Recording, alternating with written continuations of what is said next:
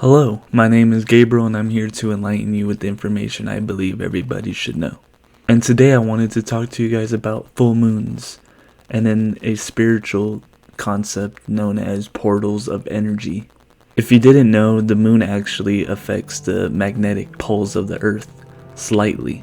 You could see this through high tides.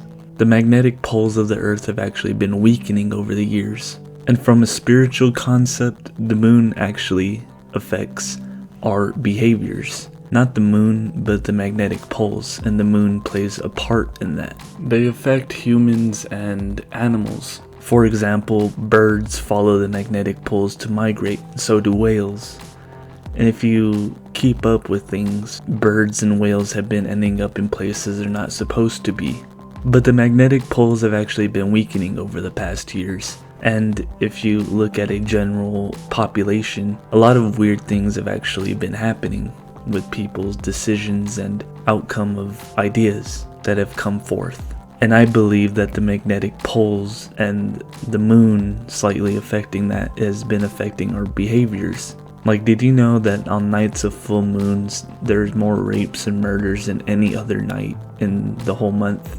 I believe on full moons, the moon reaches its full potential of messing with the magnetic fields, which affects our behaviors. It's either the moon or the magnetic fields. Either way, on full moon days, the energy is off, and you could tell. And I would like you guys to observe your normal place of being at the next full moon.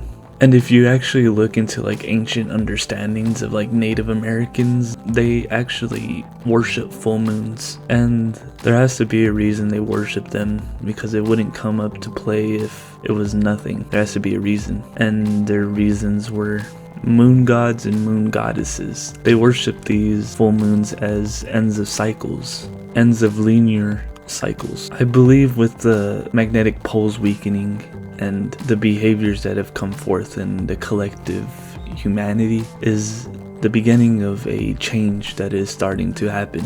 And there's actually people that go more in depth in that whole spiritual understanding of full moons and what they actually affect us on these specific days, because they channel information from outsources. And I'll make a video here soon about channeling, but I would like you guys to try to just take a self-awareness test around full moons, because even for myself, whenever there's full moons, I feel off. I usually feel like not normal compared to other days, and usually afterwards I feel very great. But I'd like you guys to pay attention to that on the next full moon. But that's all I really wanted to say today. Thank you for watching, and much love.